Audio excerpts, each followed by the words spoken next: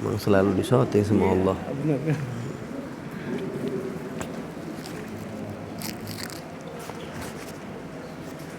Assalamualaikum warahmatullahi wabarakatuh.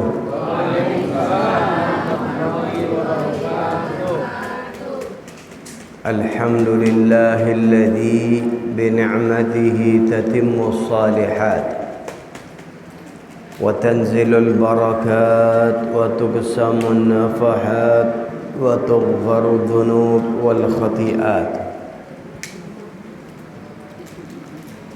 Wassalatu wassalamu ala sayyidi sadat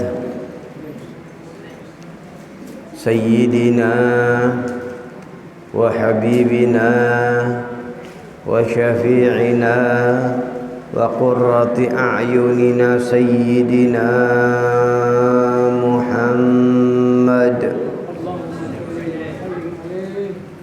tibil qulub wa dawaiha وعافية الأجسام وشفائها ونور الأبصار وضيائها وقوت الأرواح وغذائها وعلى آله وصحبه أجمعين فرب اشرح لي صدري ويسر لي أمري واحلل عقدة من لساني yafqahu qawli amma ba'du. Para hadirin dan hadirat, khususnya para asatidah, para guru, para sepuh, para orang tua yang hadir bersama kita, yaitu Bapak Muhammad Azhar sebagai Ketua DKM Masjid Tawakal, Bapak Ahmad Amir sebagai Ketua RW 09, Bapak Bayu Kuncoro Ketua LMK dari RW 9, Ustadz Abdul Rahim, Ayah Subarna, Bapak Zulkarnain Ketua RT 02, Bapak Bakhtiar, Ustaz Diki, Ustaz Hasan, para guru, para orang tua lain yang saya tidak sebut nama, sedikit pun tidak mengurangi rasa hormat saya kepada beliau semua, teriring doa mudah-mudahan Allah Subhanahu wa taala panjangkan umur dan ditetapkan di dalam kebaikan-kebaikannya, senantiasa ditingkatkan kualitas ibadah, keimanan, keyakinan kepada Allah, sehingga mendapatkan kenikmatan, kelezatan ketika beribadah, ketika sholat menghadap kepada Allah Subhanahu wa taala. Amin ya rabbal alamin. Hadirin dan hadirat, yang pertama saya ingin mengingatkan bahwa keberadaan kita di sini adalah pilihan. Keberadaan kita untuk ikut di dalam melakukan kebaikan sholat berjamaah di sini plus melaksanakan acara daripada nuzulul Quran, ini adalah nikmat dari Allah. Dan ini berarti doa kita dikabul oleh Allah. Kenapa saya katakan doa kita dikabul, keberadaan kita di sini? Kita ingat tahun lalu, selalu kalau dalam bulan Ramadan kita selalu minta kepada Allah untuk dipertemukan dengan Ramadan yang akan datang. Betul gak? Kita minta itu doa untuk dipertemukan dengan Ramadan yang akan datang, dan Allah Subhanahu wa taala menunjukkan rahmat, nikmat, kasih sayangnya pada saat ini kita masih ada di dalam bulan Ramadan dan kita ketemu bulan Ramadan yang akan datang itu. Yang pernah kita minta Dan plusnya lagi, bukan sekedar kita berjumpa dengan bulan Ramadan, tapi termasuk kita orang-orang yang dipilih oleh Allah menghidupkan bulan Ramadan. Adanya kita di sini ibadah, sholat, tarawih, ya, dan lain-lainnya. Ini termasuk menghidupkan bulan Ramadan. Apalagi pada malam ini, malam yang istimewa, ini malam 17 Ramadan. Banyak kejadian 17 Ramadan. Yang jelas diturunkan Al-Quran pada 17 Ramadan. Jadi ini malam-malam istimewa, malam turunnya Al-Quranul Karim. Selain di malam ini juga, ini malam 17, sejarah besar terjadi, yaitu terjadinya perang Badar. Perang Badar itu 17 Ramadan. Ini saya dulu alhamdulillah tinggal di Madinah, belajar di sana. Itu kalau udah 17 Ramadan kayak begini nih, malam-malam 17 ini, itu banyak orang yang bicara di sana di dalam kejadian lokasi tempat terjadinya perang Badar.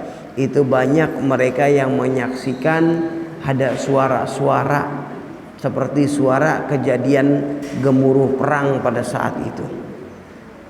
Ada ringkikan kudanya, ada suara pedangnya.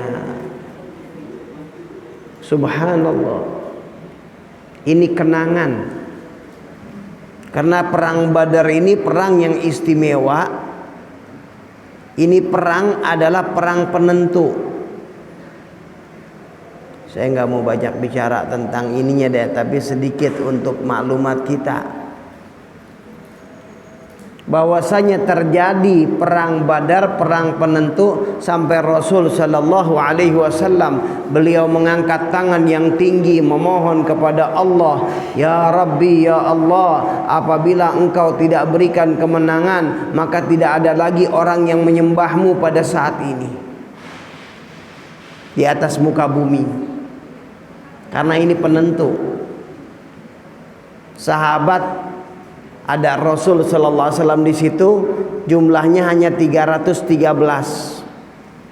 Musuhnya 1000, 3 kali lipat. Tapi hebatnya mereka tahu kemenangan bukan dari jumlah. Kemenangan adalah pemberian dari Allah. Makanya jelas-jelas dalam naskah proklamasi kemerdekaan itu, kemerdekaan kita adalah rahmat dari Allah Subhanahu wa ta'ala. Rahmat dari Allah, pemberian dari Allah. Makanya Rasul sallallahu alaihi wasallam memohon kepada Allah, Allah Subhanahu wa ta'ala berikan jawaban. Akan diberikan kemenangan walaupun perang belum selesai nih. Perang baru mulai, baru mau berjalan. Rasul sallallahu alaihi wasallam sudah diberi kabar gembira akan dapat kemenangan. Musuh-musuhnya Rasulullah udah garisin, ntar nih fulan bin fulan mati di sini. Ntar nih pemimpin mereka nih fulan bin fulan mati di sini. Ntar nih si Umayyah mati di sini. Ini. Itu sahabat yang ngeriwayatin katanya, nggak ada yang digariskan oleh Rasul kecuali nggak bergeser sedikit pun. Bener, mati itu orang. Orang yang punya Allah, yang ngatur segalanya Allah. Tinggal buka hubungan baik kepada Allah, kontak bagus kepada Allah, Allah atur semuanya. Makanya ini pelajaran besar. Ini praktek di dalam keyakinan dan keimanan. Kalau kita nggak sampai tuh ujian kayak begitu. Kalau mereka ini para sahabat itu diujinya sama Allah sampai begitu. Ada satu anak muda pada saat itu.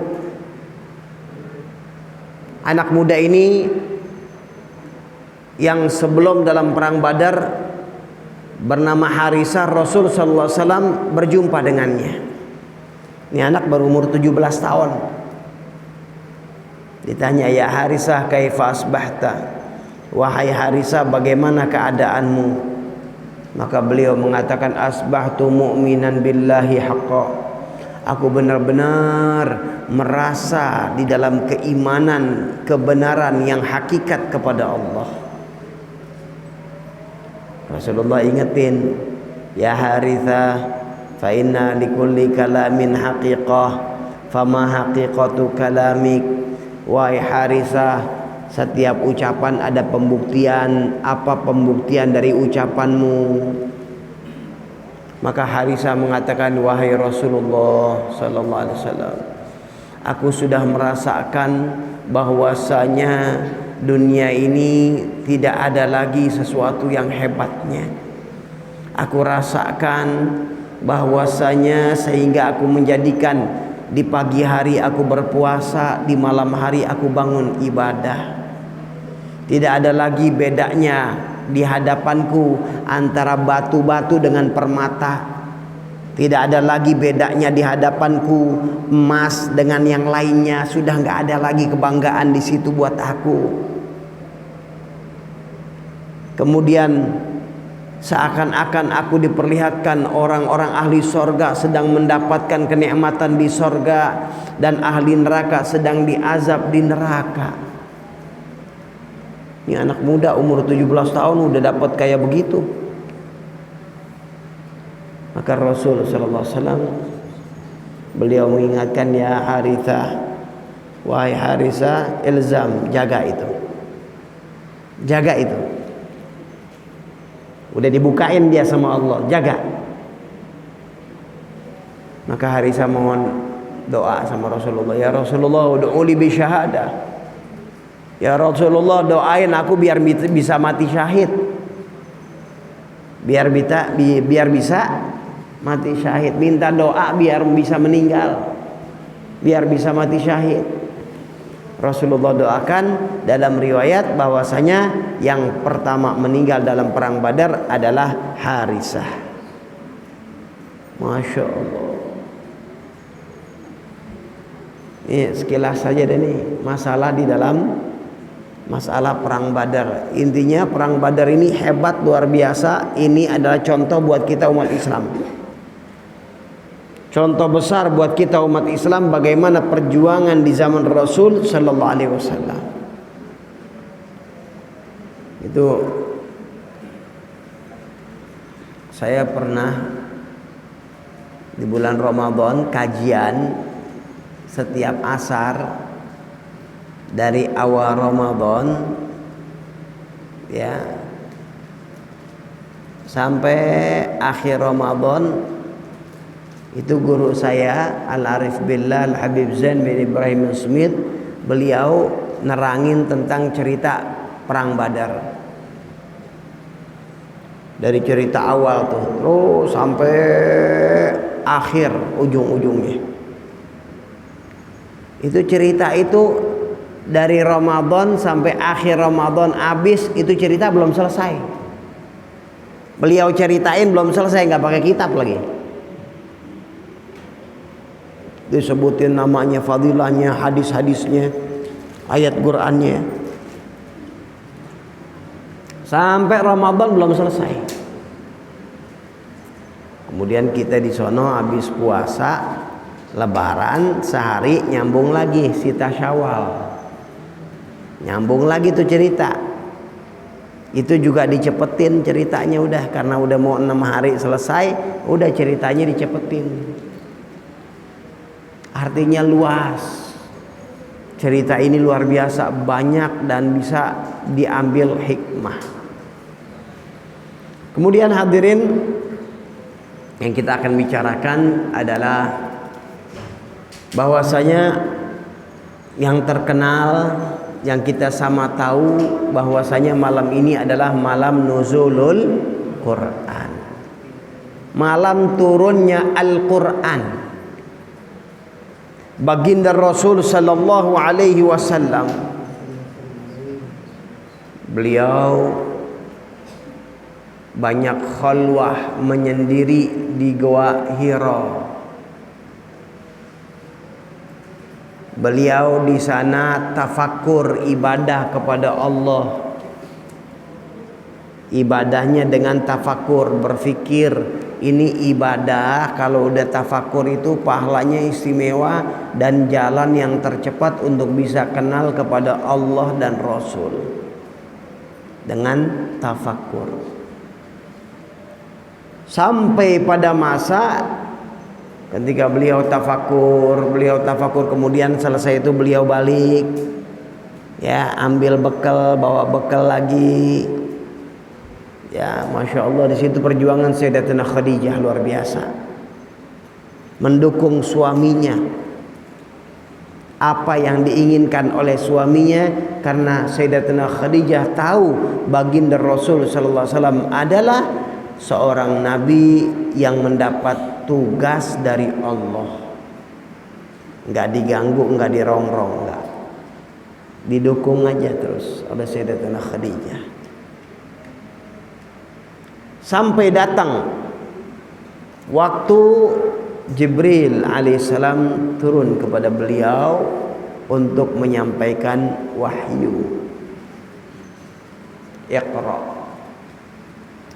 ma ana biqari, ma ana biqari. Padahal Sayyidatina Khadijah pada saat itu, ya, dalam keadaan artinya beliau ini wanita yang solehah, padahal pada saat itu Rasul SAW belum menjadi nabi, tapi tahu bagaimana kualitas yang ada pada Nabi Muhammad SAW. Maka turun wahyu, Iqra ma ana biqari, kata Rasul SAW. Baca, aku nggak bisa baca. Dipeluk Rasul SAW. Setelah beliau dipeluk sekencang-kencangnya sampai napasnya sesak, dibuka lagi. Maka datang lagi, Iqra, bacalah. Beliau jawab yang sama, ma ana biqari, aku nggak bisa baca. Dipeluk lagi yang kencang sampai nyesek nafasnya, maka dibuka lagi, baru diajarkan, Iqra bismi rabbikal ladzi khalaq, khalaqal insana min 'alaq, Iqra wa rabbukal akram, alladzi 'allama bil qalam, 'allamal insana ma lam ya'lam. 5 ayat turun ayat itu. Dapat wahyu itu Rasul sallallahu alaihi wasallam. Di sini beliau menyatakan Iqra, ketika itu Rasul menjawab, anak saya tidak bisa baca. Maka ulama menjelaskan hikmah di awal-awal Islam, Rasul sallallahu alaihi wasallam tidak diajarkan baca dan tulis oleh Allah agar tidak ada fitnah yang mengatakan bahwasanya Al-Quran itu dibikin oleh Nabi Muhammad. Kenapa? Rasulullah aja nggak bisa baca, nggak mungkin kalau Quran itu beliau bikin. Hakikatnya itu bukan satu celaan, tapi itu adalah pembuktian satu kenyataan, satu kesungguhan yang Allah turunkan di dalam wahyunya. Itu memperkuat kebenaran wahyu. Karena orang-orang gak bisa ngelak. Ketika Al-Quran itu dibacakan kepada mereka, mereka terheran-heran. Kok bisa begini? Ngelihat, lah ini kan bukan penyair. Kalau penyair masih bisa dituduh. Makanya Rasul SAW juga diharamkan oleh Allah baca syair. Artinya beliau membuat syair. Wa ma'allamnahu syi'ra wa ma yambaghilah. Tuh dalam Al-Quran, Yasin, surat Yasin. Kami tidak ajarkan baginda Rasul SAW itu syair. Ya, dan tidak boleh beliau baca syair. Artinya beliau mengeluarkan syair. Dijaga sama Allah untuk terjaga kemurnian Al-Quran. Walaupun setelah itu, setelah Islam berkembang, keyakinan para sahabat sudah bagus, banyak ulama diantaranya Ibnu Hajar Al-Asqalani dan lain-lainnya menjelaskan setelah itu Rasulullah diajarkan oleh Allah. Bisa orang Rasulullah manusia yang paling cerdas, jenius, sebentar juga udah paham itu baca tulis. Tapi di awal-awal Islam memang beliau tidak diperbolehkan untuk menjaga kemurnian Al-Quran. Dan hikmahnya apa? Bangsa Arab pada saat itu banyak yang mereka itu tidak bisa baca dan tulis. Apakah berarti mereka bodoh? Ya tidak. Buktinya mereka itu walau dikatakan jahiliyah, mereka itu kerjaannya udah ekspor impor. Bisnisnya udah tinggi, udah hebat.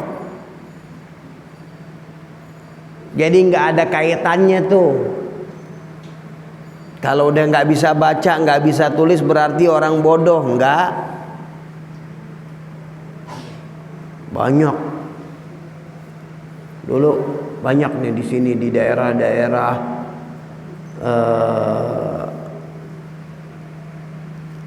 apa namanya daerah sana lah ya.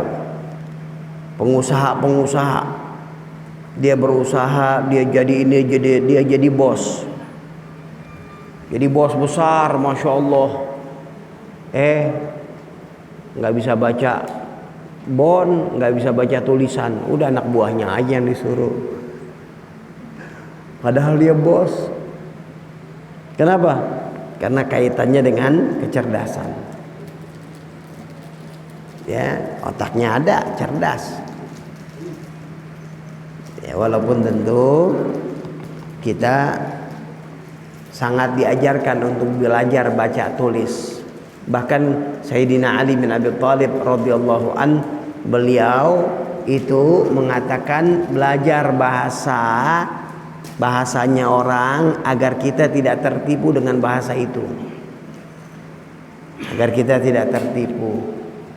Rasul sallallahu alaihi wasallam ada memerintahkan sahabat belajarin bahasa Yahudi. Itu sahabat 3 hari udah hebat baca baca bahasa Yahudi. Ya, lughahnya bahasanya Yahudi itu. Ya, nulisnya, bacanya semuanya udah bisa. Sebentar. Ya, ini ya sekedar pemahaman buat kita. Jadi buat beliau bukan keaiban, bukan, justru ini pembuktian. Walaupun setelah itu beliau diajarkan. Akhirnya beliau balik kepada Sayyidatina Khadijah dalam keadaan gemeter. Beliau balik ya dengan meminta zamiluni, selimutin aku. Selimutin. Tenang. Sambil ditenangin tuh Sayyidatina Khadijah tuh. Bahasa bebasnya kita, wahai kekasihku, sungguh Tuhan tidak akan menyakitimu. Engkau orang yang bagus dalam silaturahmi. Engkau orang yang banyak nolong orang. Engkau orang yang peduli dengan keadaan orang. Jadi nggak mungkin kalau Tuhan itu menyakitimu. Lihat tuh istri yang solehah ditenangin. Sampai akhirnya Sayyidatina Khadijah ini kan banyak juga dapat ilmu. Di antaranya dari misanannya, sepupunya, namanya Waraqah bin Naufal. Ini Waraqah bin Naufal dia menganut agama Nasrani, Kristen. Dia nanya, akhirnya Rasul sallallahu alaihi wasallam ya berbicara kepada Sayyidatina Khadijah. Sayyidatina Khadijah bilang, coba kamu duduk dekat saya, duduk dekat pangkuan saya sini. Kalau ada datang makhluk itu, kamu kabarin saya. Akhirnya Rasulullah duduk dengan dekat Sayyidatina Khadijah. Nah, Rasulullah kabarkan itu datang. Makhluk itu datang, kata Rasulullah. Sayyidatina Khadijah pakai jilbab, pakai kerudung. Ada? Ada. Coba sekarang beliau buka jilbabnya. Beliau buka kerudungnya, dibuka. Nah, rambutnya kelihatan. Coba sekarang masih ada gak? Pergi, katanya makhluk itu. Maka Sayyidatina Khadijah bilang, itu adalah makhluk yang baik. Kenapa? Sayyidatina Khadijah dapat sinyal kalau makhluk yang jahat, beliau buka jilbab, buka rambut, nggak pergi itu. Karena malaikat rahmat, malaikat yang baik apa semua, kalau ada wanita yang buka aurat, itu dia nggak masuk. Makanya ini perlu perhatiin nih, ya, buat di rumah. Ya, kalau rumah mau masuk rahmat, mau masuk kebaikan, nah jaga adab-adab di dalam rumah. Kalau di luar sudah ketahuan dah wajib. Ya, kalau di luar udah ketahuan wajib. Akhirnya datang kepada misanannya, sepupunya tadi, Waraqah bin Nawfal, cerita, nih suami saya kedatangan gini makhluk ini diceritain. Langsung Waraqah bin Nawfal yang dia Nasrani, Kristen, dia mengatakan, itu sih yang datang sama Musa, sama dia. Maksudnya malaikat Jibril. Maksudnya malaikat Jibril. Maka Waraqah bin Nawfal mengatakan, kalau saya masih muda, saya akan ikut kepadamu, saya akan bantu engkau, saya akan jadi pengikutmu, saya akan bantu engkau daripada apa yang kau dapatkan daripada umatmu yang akan menyakitimu. Tahu tuh, ini Waraqah bin Nawfal tahu nanti beliau akan disakitin sama umatnya. Rasulullah bertanya, awamukhrijiyahu, apakah mereka akan menyakiti aku? Maka Waraqah bin Nawfal menjelaskan, tidak ada seorang nabi kecuali akan disakiti oleh kaumnya, diuji oleh kaumnya. Benar faktanya. Ya, Rasulullah dakwah, disakitin, dicegat, ya, di kotoran, lemparin kotoran, disambitin, bahkan beliau dicekek. Itu ujian, subhanallah. Nah, maka subhanallah, proses dari itu akhirnya baru beliau diperintah oleh Allah Subhanahu wa taala untuk menyampaikan apa yang ada dalam Al-Quran. Proses itu dakwah. Tapi ini Al-Quran, subhanallah, Al-Quran ini satu keistimewaan, satu keajaiban. Ada seorang pada saat itu datang kepada Nabi Muhammad sallallahu alaihi wasallam. Ini utusan Quraisy. Pada saat itu ngajak damai sama Nabi Muhammad, untuk Rasul sallallahu alaihi wasallam udah ikut aja dah. Udah ikut aja dah sama Quraisy, damai-damai aja dah sama Quraisy. Kalaupun menyembah ya udahlah, gantian aja lah. Seminggu Quraisy ikut, seminggu lagi Nabi Muhammad ikut penyembahan Quraisy. Damai-damailah. Subhanallah. Ketika dia ngomong-ngomong gitu selesai, Rasul sallallahu alaihi wasallam ini dalam perjanjian ini. Dalam perjanjian pada saat itu. Ya, kalau tidak salah perjanjian Hudaybiyah. Datang utusan ini, ya entah namanya Suhail ya atau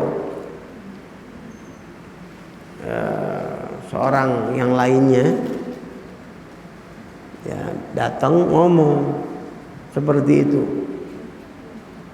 Maka Rasul sallallahu alaihi wasallam enggak jawab. Selesai dia ngomong, beliau baca Quran. Beliau bacakan Quran. Ini yang dengar ahli dalam syair. Biasa dengar kayak begini. Dengar-dengar sastra-sastra yang tinggi biasa. Dibacakan Al-Quran kaget. Ketika dibacakan Al-Quran kepada orang ini, orang kafir mas ini, kaget, terkejut, sampai akhirnya karena nggak kuatnya ditutup mulutnya Nabi Muhammad SAW, ditutup, udah cukup,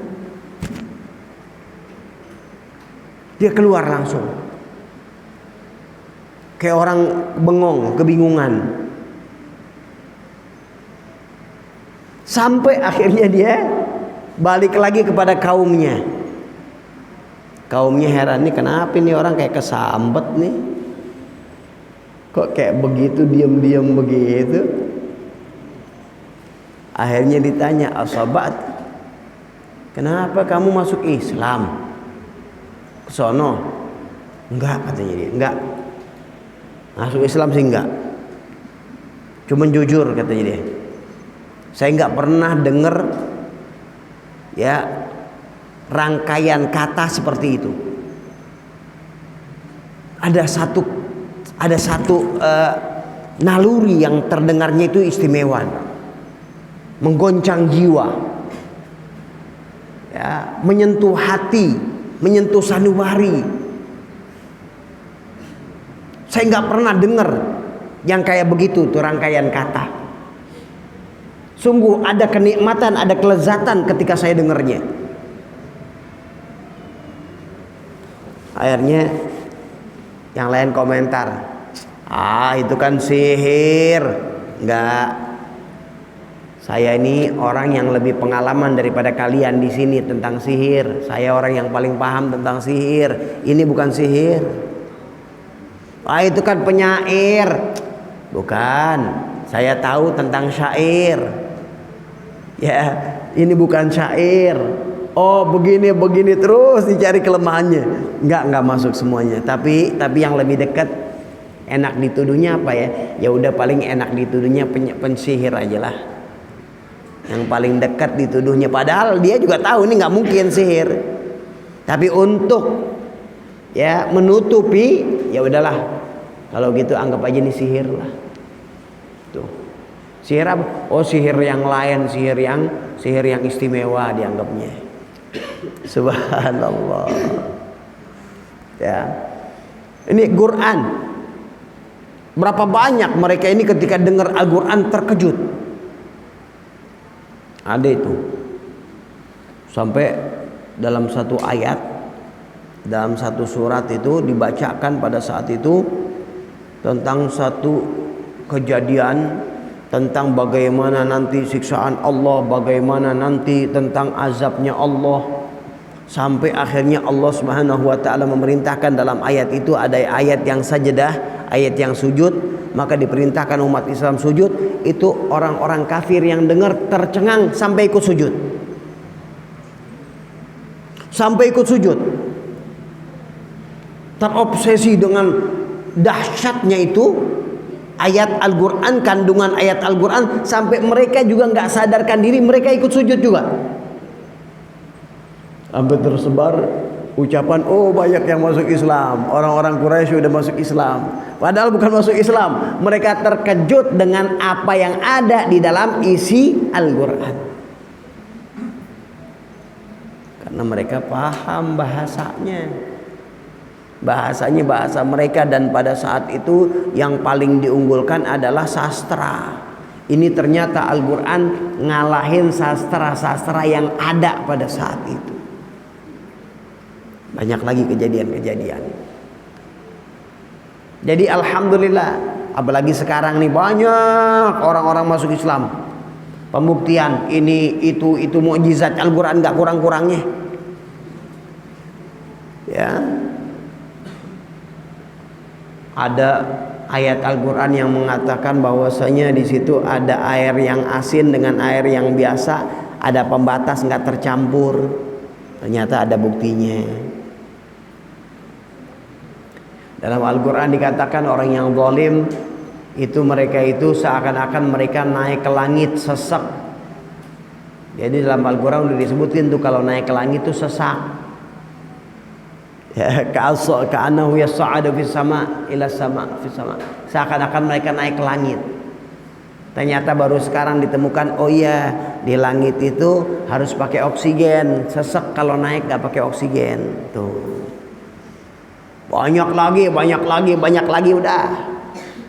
Makanya alhamdulillah Allah kasih kita punya keyakinan kepada Al-Quran.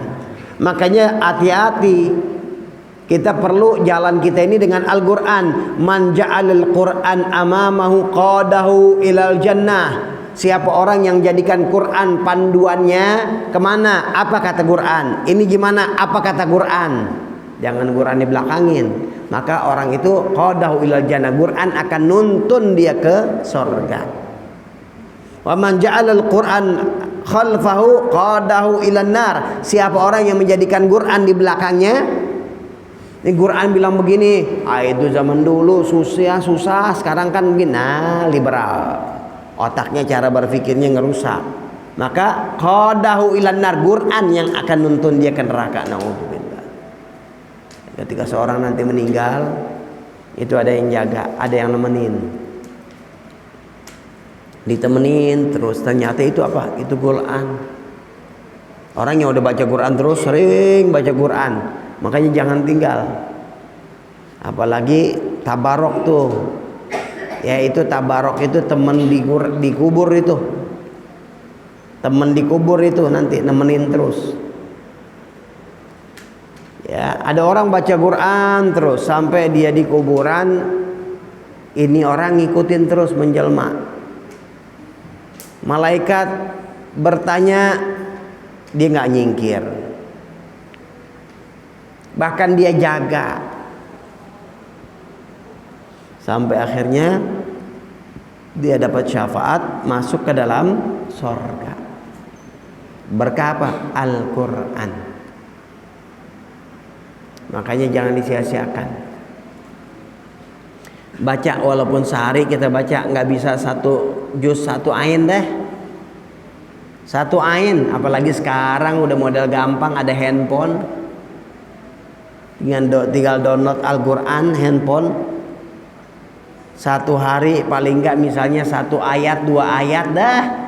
Kalau enggak juga misalnya sehari udah baca ada berapa ayat bisa dah. Yang penting enggak putus dari Al-Quran. Ya, kalau kita punya anak, kita jadiin mereka bisa penghafal Quran, wah hebat lagi. Hebat lagi kalau bisa menghafal Quran. Karena otomatis orang yang anak hafal Quran itu berarti itu anak punya kemampuan cerdas dan punya kemampuan di dalam semangat. Karena nggak gampang.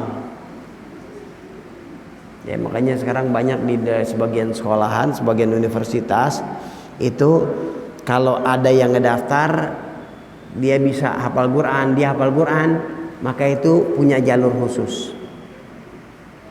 Ya berarti dia sudah merupakan satu kemampuan, membuktikan satu kemampuannya dia. Karena gak gampang orang bisa hafal Quran. Ya Masya Allah itu sampai kuliahnya dia bisa langsung masuk. Kenapa? Dia udah menunjukkan kemampuannya dia di dalam menghafal Al-Quran. Termasuk di ITB kalau nggak salah itu. Ya banyak lagi yang lain-lainnya. Hadirin dan hadirat, alhamdulillah ini malam-malam daripada nuzulul Quran, kita ada di sini mudah-mudahan nggak disia-siakan. Walaupun mungkin sekarang malam pulang agak malaman dikit ya, tapi insya Allah nggak disia-siakan oleh Allah. Kita minta sama Allah, ya Rabb, apa yang kami duduk di sini, apa yang kami korbankan dalam waktu kami, jadikan ini perubahan untuk keluarga kami. Jadikan keberkahan ini untuk anak-anak yang ada, untuk anak-anak kami, untuk suami, untuk istri, untuk keluarga, ya, untuk yang kita niatkan di dalam kebaikan-kebaikan mereka. Dengan keberkahan kita duduk di sini, Allah Subhanahu wa taala bawa atau jadikan perubahan daripada apa yang kita minta, apa yang kita inginkan kepada Allah Subhanahu wa taala. Jadikan kita semua orang-orang yang senantiasa mendapat bimbingan Allah. Dipertemukan kita kepada Ramadan yang akan datang dalam keadaan sehat afiat, diberikan sehat afiat, panjang umur dalam taat kepada Allah, dan rezeki yang berkah yang banyak yang tidak ada azab setelahnya, yang bisa memberikan manfaat kepada umat Nabi Muhammad SAW. Dijaga bangsa ini daripada kehancuran, dijaga bangsa ini daripada penjajahan-penjajahan dari tangan orang-orang yang niat jahat, orang-orang yang niat buruk, ya Rabb. Berkat Habib Muhammad sallallahu alaihi wasallam wa auliyaik ya Rabb, dengan berkahnya Nabi Muhammad sallallahu alaihi wasallam, dengan berkahnya para wali, para salihin yang dahulu mereka berdakwah di wilayah-wilayah kita ini semua. Mudah-mudahan Allah Subhanahu wa taala jaga bangsa ini daripada perpecahan, kehancuran, penjajahan, dan senantiasa Allah Subhanahu wa taala membimbing kita menjadi orang-orang yang punya semangat besar untuk membangun bangsa ini, untuk menjaga bangsa ini dengan akhlak, dengan etika, dengan martabat, dengan zuhud, dengan tidak tamak kepada dunia. Dan Allah Subhanahu wa taala sadarkan diri kita akan kembali kepada Allah, sehingga apa yang kita lakukan kita niatkan untuk umat Nabi Muhammad sallallahu alaihi wasallam. Amin ya rabbal alamin. Baik hadirin dan hadirat, ini saja yang saya dapat sampaikan. Kurang dan lebih wal afu minkum. Wassalamualaikum warahmatullahi wabarakatuh. Sirul Fatihah.